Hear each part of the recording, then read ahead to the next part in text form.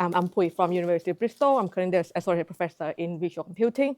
As Alex mentioned, this talk is probably quite different from the previous talk and the previous workshop in 2024. So this is not about the measure the quality of the media, but how to improve the quality of the media instead. So our work will be based on the low light and underwater video enhancement. So this talk is more like how you're gonna use the quality assessment to optimize the network, how to use that to measure if our output or the enhanced videos or other application related to this, is it be able to comparable with other methods? Is it fair or is it what the limitation basically? So move a little bit back at what we saw here. So we call this inverse problems. The easy equation is y equal to hx plus n. So we have the observed data or observed image, which is collapsed. It either probably have noise, low light, blurred, because in the real scenario you can see that we have the problems. And how to improve the quality? So we try to find the ideal of the x. This equation they have the degradation function, which look like very simple, but it could be include the multiplicative noise, blurred, and photo noise and everything else, and plus the additive noise as the Gaussians as the simple. So what we try to solve here, because it's very actually nonlinear problems, and it's because it not actually be able to convert it easily, so it ill-posed. So what we try to use is use deep learning to try to map the observed data to the one that you think it would be ideal, and using it to learn some parameters using the loss function, which is L here, to try to kind of make sure that this map statistic between two groups of the data would work properly.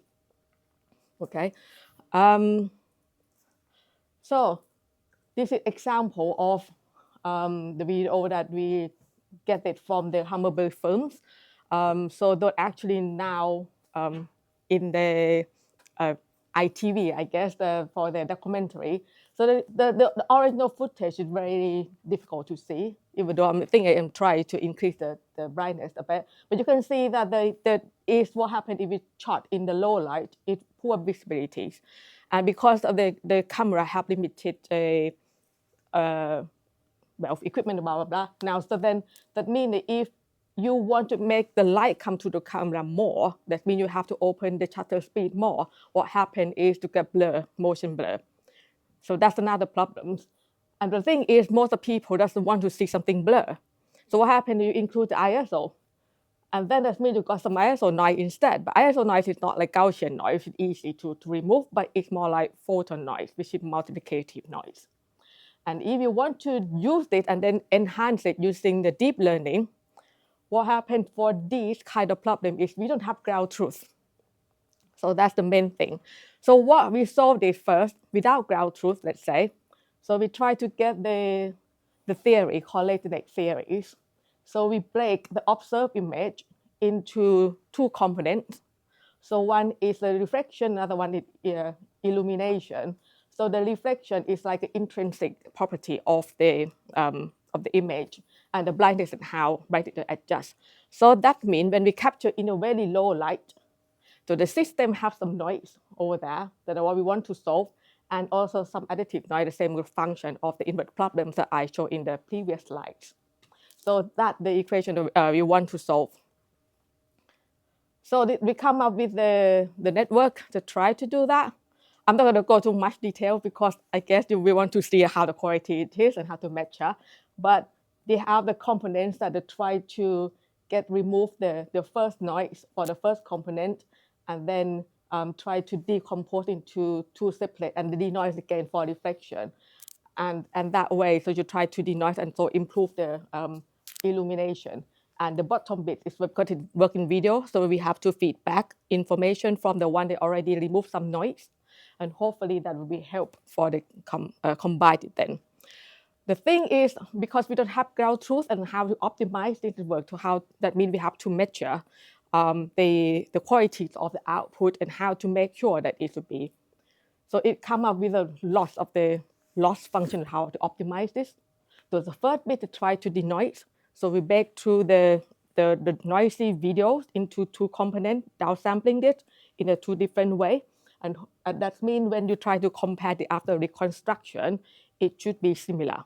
And the thing is not always works because it works when the Gaussian noise is random noise, that's fine, but photo noise is not like that.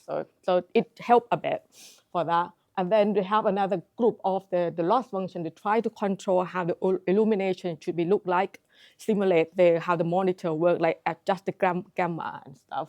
And then we also have the temporal consistency just to make sure that the temporal between frames, it works. Okay. So, if you want to know more about this, come to talk to me later. And this is the result. So this capture, I believe, is from Sony camera. So you can see that if they have not much noise here, so it pretty well to enhance the video and look pretty good. But I'm going to show you another one, which is also captured by Sony with a really high noise in the dark, in the moon. So you can see that we use the unsupervised learning without ground truth. The results still have some noise that's very visible and clear. So basically, it's not as good enough, right? So we come up, okay, now what we have to do is we have to get some data with ground truth. So then you have the clean one that the network can learn. But the problem is with video, so it's so difficult to do it. So we capture that in our studio with the motorized dolly, so then you can repeat it. It's very difficult. You have to repeat so many times to make sure that the frame align between the, let's say, the example. So we capture the one with the low light, so we dim out in our studio, dim the light. And the bottom one is the one that with the normal light. They have to do it many times, so then to make sure that the frame align. Because when you learn let's say distortion in for the deep learning, it's more like the loss function to compare between the pixel bits, really, pretty easy to understand for that. Okay, and you can see that we try to do the histogram matching to see how much information lost because of this. But now we have the data that we can use it for learn to map between the dark with the noise and distortion to the normal light. And this is one example of the network. Now you can see the loss function to try to control it a lot easier. So the network that we have now that we use actually like a unit. But each of them we use we try so many, have to say. So convolution, diffusion, transformer, the string transformer, and the best one that we found is Mamba, interestingly. So you use Mamba block, and because of the video, it's easy to basically you should use the information from temporal, because for the noise, if you can see that if you didn't do anything, if it's static scene, if the noise you average across 100 frames, the final the output of the average frame will be kind of smooth and low noise. Okay, but because of limited of the memory, so we can input only five frames for that. Actually, it will patch as well. So then that means we have another block we call recurrent at the end. So this without any learning. So basically you can feed information back with like a recurrent model. So and we detect that if that area have the low frequency, meaning that it probably unlikely to be motion, so then you can average to longer. So in this way, it means that if you have the recurrent, so you have the average with the decay weight, let's say, for so more than just only 5 frames for that. So when you optimize it now, it's a lot simpler because now you have ground truth. So the first one is reconstruction. That means the output compare with the ground truth, and easiest one to do it because of we have to make sure that the gradient propagate, right? So then we use the mean square error or L1 or L2 or absolute error. But now we also have another function, which will make sure that an area that have the high frequency, it could be the motion, but it should be sharp, texture and stuff. So we use the loss function I call it feature loss, but many people call it perceptual loss. It kind of not reflect for the perceptual, but it's still better than just using the spatial like L1 and L2 loss function. In case that you don't know, but I guess everyone knows about VGG loss. I guess everyone knows, right? So that's fine. So that means that now you can compare between output and input in the feature space as well. And then when the area that makes the homogeneous area, now we can just use the TV loss, so then total variance, so then that means smooth. Okay. And these are some of the results. So this is the result from our studio, so you can see it a lot better for that. And this is some result for the real footage. Yeah. So you can see it a lot smoother for the Tuscania now because it's been learned from the ground truth without noise at all. But for some other sequence that's captured under the moon, like for this one's only that one Canon. So they capture under the moon. You can see they still have some noise that's really heavy and still cannot be captured that. The part of that because of how the network learn this distortion, it really depends on the training data. Unfortunately, those are not capture the heavy noise, are not characteristics of the Canon that used over there. So we're still working on that how to apply domain adaptation to try to get this noise characteristic work for more broader, depends on the scenario of the camera and the low light. Right. So I tend to show it here because I think it will be interest for you guys about how to measure this. This is used a lot in our community, let's say, for doing enhancement. So I have the three metrics here, PSNR, SSIM, and LPIPs. So PSNR is used because it's easy to understand, right? Because it's mean square error. You know how much error compared to the ground truth that you want. And SIM, they're more flexible on the pixel alignment, but more structure. And LPIPs is the learnable metrics that try to map between the quality and human perception. But interesting, you can see that we use the two data sets to show here. However, we also have, you saw the third row without HM. HM is histogram matching. And the other one is with histogram matching. So why we have to do it here? Because as I said before, when you learn this kind of thing, so it maps from the training samples. So it actually, for low light enhancement, it's all subjective. The slide, there's sometimes people love to be a bit lower to get more mood and stuff. So it actually does mean if you use the PSNR purely itself, if the brightness is totally different, not totally, slightly different, but the metrics that come out is quite low, but you can see it's 19, 14, it's really low. But actually it still looks good, but because of the brightness are too different from the ground truth.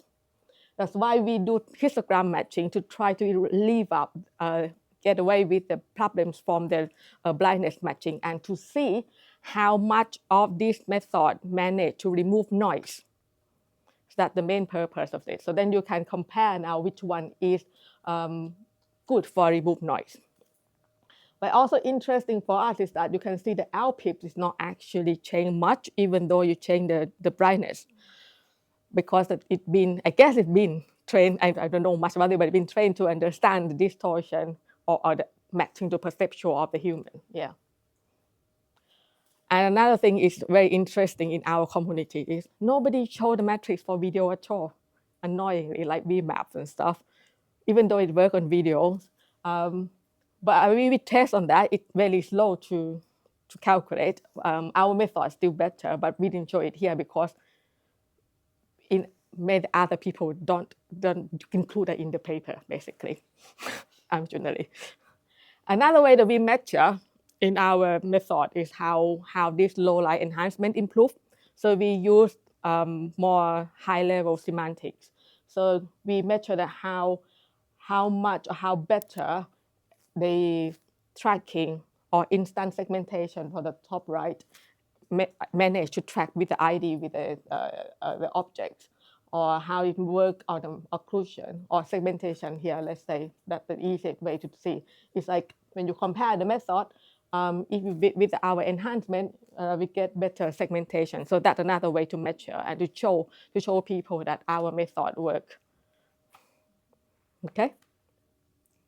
So now move down to the underwater.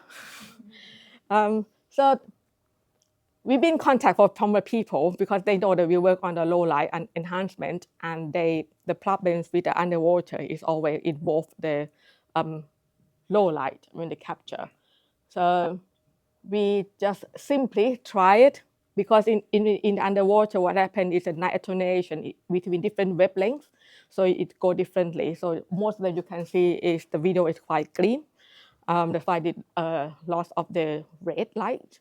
So the simple way that you do it, just like doing color balance adjustment first, and then just use the inference. So we train on the low light and then apply to the underwater straight away, and then get this quality of that. The one that I want to mention that I hope that you guys would like to explore more as well. So because we don't, this underwater definitely doesn't have any ground truth. So what we use to show that how much of the quality of image, we use these three metrics, which is non-reference. So the first one has been developed in 2015, specifically for the underwater, but they only use, if I remember, like contrast, noise, and smoothness, if I remember correctly. So you can see the number did not change very much between these three. So then the year later, this guy developed more by also include the color balance into the metric of the measure as well. So now you can see the number is different when the color balance has been correct. Okay. And then the last one that we use is very newest one, so Clip IQA. It's not only underwater, this is used for blood. I guess everyone that know that been trained with the mapping between the sentence and the images, and then you can define what you want to find out, like contrast, noise, color balance, and then the metric will come with the word that you define. So there are three metrics that we're using for non-reference. Okay. So the next application that we're doing is more, now we've been in contact by this company again, but what they're doing, that they're doing 3D reconstruction, 3D visualization. But when you do that, the main problem is when you go down and then have lots of marine snow. So it's almost impossible for them to kind of get the 3D reconstruction. This is an example of what we have. So how to measure how good this video for them, specifically for 3D reconstruction, is so they use like kind of SLAM, and then to see how much that the method can track.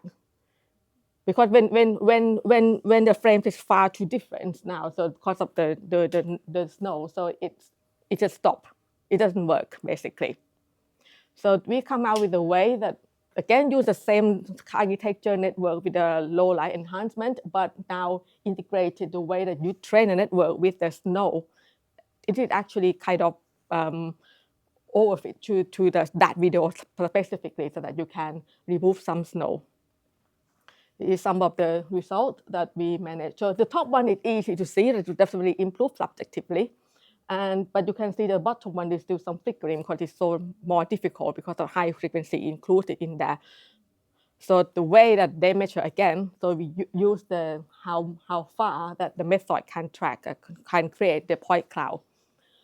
So even though they have some flickering over there, but it turns out that after we remove some of these, because of snow artifact, it moves kind of not really randomly, but not in the same way of the camera track.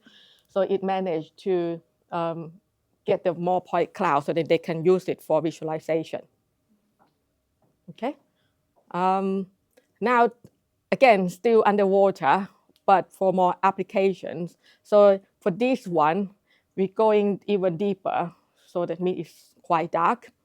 And capturing that in video is almost impossible because of the blur and stabilization as well. So what they're doing is capture as the large image. They try very, very much to stabilize, but the main problem is when we come to image and then you don't know where to capture, this becomes sparse. So when we do sparse data set, so then that means when we don't want to do the 3D reconstruction, it's hard, okay? So what we're doing here, we use Gaussian spatting, but we try to solve this by integrate the interpolated frame on the top right that you can see over there. So what we're doing originally is funny that because when we want to tackle, it have the solar come out, and we have you can use solar to use a generative AI to kind of generate the video between two frames. The problem is these are not actually well preserve the geometry. So it looks good, but it actually doesn't work for 3D reconstruction. So that means what we have to do, that we have to define the uncertainty of these interpolated frames to see if those quality of this frame are is good enough to be how much good to integrate it into the framework. But we make this learnable as the learnable parameters as well. So then they can define it. And this is some example. You can see that even only like 8 images, but it's managed to create some of the 3D with some artifacts, but it's better. Now it's interesting for, again, for the 3D reconstruction. What happened is we have the video, and then we select some of the video, some of the frames are for the for testing, and then what measure? We still use only 3 metrics here: PSNR, SSM, and LPIPs. To me, strangely, because this is underwater, right? So then that means the quality is bad. But what you measure is you try to create the 3D construction from the bad one to get the bad one, because you have tried to match to the ground truth, which is the original video. However, but it's the only one way that we can measure right now. Even though we can try to find that, okay, that our method, they have to show some subjectively that our method can see better in the far end, for example, on the in the middle one that you can see. So and then again, this is, I think, is something that we want more to develop. What is the right metrics to use for the underwater, for 3D, particularly for 3D reconstruction, preserve geometry, and also you have to look clearer for fidelity for that. Should I skip this one then? So, so this is the last slide. We will talk all of this, and you can see that in our publication, they always, in our community or report in PSNR, the average from per frames, but nobody talk about the video, right? So what we can show is only one thing that we measure, that how consistency of this temporal dimension. The usually simple metrics just subtract between 2 consecutive frames to see how much blindness change. The lower number is better. That's the way it indicates. However, because the low light enhancement also enhancement, so if you didn't actually manage to get the blindness to go up very much, so the brightness is different. So that means when you subtract between low light, low and low, so it becomes really low. So this metric is not, it can show something, but it actually not actually mean that it's the correct way to do. So we still investigate how to do that. Another way that we do is we have the video create, and then we kind of show X and T plane instead to see how much if it's smooth. So that means it have the good temporal consistency. So if it not, you can see that, like for example, in the method that kind of have to block things. Okay. Thank you, and I hope that my talk is not too outliers for the talk. And thank you for all the postdoc and PhD students that are working with me as well.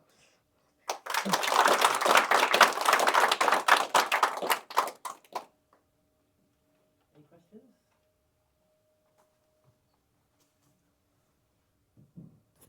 Hi, thanks again for the presentation. Really interesting topic. To stay slightly above ground initially, at least, I had an application I was thinking about while you're presenting, which is I can imagine having some like AR glasses on and it's dark outside and then just walking through the street or a self-driving car and being able to see everything. I wondered in terms of inference time, how quickly can it run? Could it run in real time now, or is that something that would be possible in future? Well, it's not, so currently it's about 10 frames per second, so that means it's not that real time quite yet, right? But depends on the size of the network. Okay, so this is a different project. So I work on the atmospheric turbulence as well. And then we have the project with the company that want to integrate that into the camera. So atmospheric turbulence is like a heat head. It's quite similar to try to remove it. So what happens is you have the network that make it look okay, and then you have a student network, which is the dulles distillation, for example, to make it smaller, and use the architecture to make sure that can implement in the FPGA. Yes, so that we be doing that. So it's possible.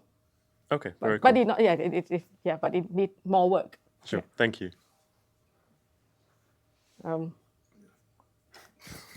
Hi, thank you. It was a really interesting talk. At the point where you're cleaning up the noisy, dark images, at what point does it transition to a generative problem where it's so corrupted? Do you view it at that, or is it always just like removing noise that you can see? Or at some point, are you having to generate details? And then from your data that you generate, how does your model like know? Because your data was like just with it of like books and things. How does it like generalize to outdoor environments so well and things like that? That's good point, because we always have that in our reviewer back. And we need to read back. It worked very well. Because the content that we try to include in there, although it looked like a book with a bird and a fly, for example, that have some information of the sky, it's not real, but it still represents some information characteristic of the sky there. So when we test with the outdoor, it worked fine. The same as you can see on the Tanzania, the little monkey, so that the outdoor scene as well. Even though they have the green, that it not actually have those characteristics in our indoor data sets, but we try to include more. That I said publicly, you can look at it. So it's not only books. So actually we have other software to make sure they have all the kind of fine details that could represent the world as possible. Cool. Yeah. Thank you.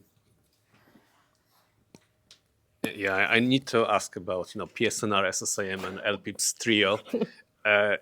When we test those on a subjective image data set, they're one of the worst metrics actually. There are many better metrics. Like topic, for example, is coming out top. What it takes for the computer vision community to actually convince that better metrics should be used and not to stick, with momentum of using the same three metrics that may be not suitable for the task. The first thing is you need to be fast. I have to say that VMAP is a good one, but it's not that fast. You compare to use PSNR because particularly it works for video, it calculates a lot, right? To be fast. And also, I think, for example, the clip IQ become popular fast, and also because it reflects something. I think it's difficult to really say, because I'm really happy to change to other metrics because it doesn't work very well for the low light. But if you can show that it definitely correlated well with the human perception, because right now all the metrics I can see is still really sparse everywhere, right? So if it really kind of get into well spread as well, because most of the, particularly for non-reference one, all the numbers come out always quite close to each other. It's not very well spread. So we want something that we can measure and also see the difference quite well between different quality of the image or video. Yeah. Yeah, just maybe to add to it, what I suspect is that people like to copy the numbers from previous papers. So, if you have new metric, you have a lot of empty I think that's the main numbers. problem, because for you to submit the paper to the CV community, you always require really huge table. Yeah. Otherwise, the reviewer will complain. I would just like possibly kind of to put like a little bit different. I think for this kind of problem, maybe PSNR is actually good, because for several, like if you have like in science, whatever, like you want to know like how much noise you removed, or like how close you are to original, like, and then PSNR is good. While, like how good it looks like to the people, who cares? So it depends, like what do you want to do? Like especially VMAF, like that is kind of Netflix metric, basically. So it depends which kind of content you want to analyze, like. We Yeah, know so- like basically that even kind of for sports content, sometimes VMAF is not good. So depends, like it depends what you want to from the metric.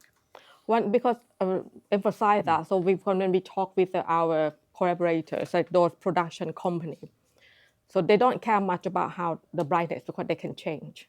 Yeah. But they care about noise because they cannot remove, and it takes very long time for them. You have to do segmentation to make sure that these fine details do that. You can see, for example, one of the documentary say seeing in the dark, and they have to denoise a lot. But when they denoise too much, the blur of the animals of the face, and then people complain that they cannot see it very well because it's too blurred.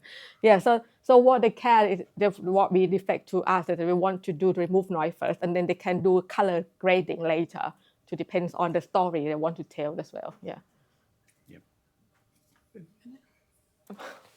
Thank you. So ideally, in order to define like a perfect metric for your case, you would need probably some really good ground truth, right? Like how can you do it? Because, yeah. Do you have a data set, for example, that the production companies that you work with manually correct and then give you as a ground truth? Because, for example, between which images are you computing PSNR now? Between the restored one and what is your reference? So this all we capture in the normal light. Okay, so and then yes, okay, I Yeah. remember the data set. Yeah, so- yeah. So Yeah. answer your question. Yeah. We did try. Okay. So interestingly, that we try and then send it to several production in the world actually, and everyone edited the video and sent back to us.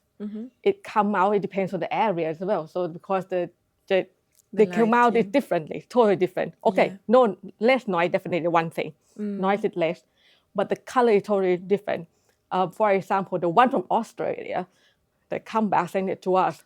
Yeah. The flower is really red, very Yeah. vivid. They enjoy the sunrise. Yeah. so the way they edit is more really colorful things. It's the same So scene. aesthetics comes in. So, yeah. Then, yeah. And then the one from the UK is a bit bluish, but stylish. Yeah, so that's totally different. So then you cannot use faces now to do that.